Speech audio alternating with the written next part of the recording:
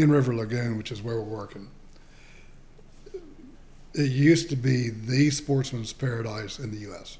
People think about Venice, Louisiana, for fishing. Didn't compare. And people say, wait, where is this in Florida that you're talking about, or Indian River Lagoon? It goes from about, it's 153 miles long, and I'm not sure where it starts. It's somewhere up around Orlando, and it ends up down by West Palm. So it's almost the entire East Coast. Wow. Okay. And so they say that before the clams started being harvested, that when you went out if you were wade fishing, it felt like you were on cobblestones because there's so many clams in the water.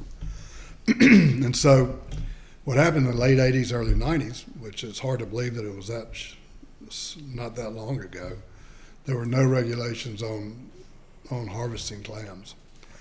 And so a lot of the commercial fishermen from the Northeast found out about it, and they came down and were taking clams out by the railroad car. wow.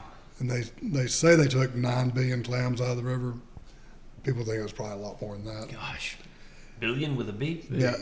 And Because so, again, you got to think, what is it? 1 million, 2 million clam seeds per 12, 13 minutes you're able to deploy. Yeah. So, Yeah. I mean, talking big so numbers. We Yeah. can put numbers out.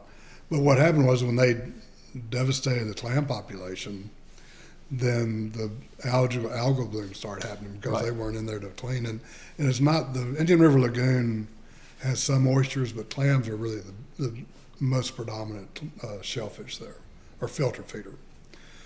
And so when the algal bloom started taking over in 2011, they had a really bad algal bloom, and it killed a lot of fish and shellfish. Mm-hmm.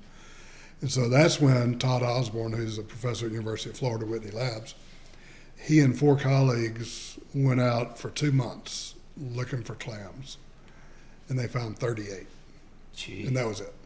And they were separated, so they were never going to reproduce because they weren't in proximity to each other. They've got to be in Why proximity. not just swim over? Yeah. And so they took those clams they found into the lab and started growing them in the nursery, and that's the offspring that we're putting out now.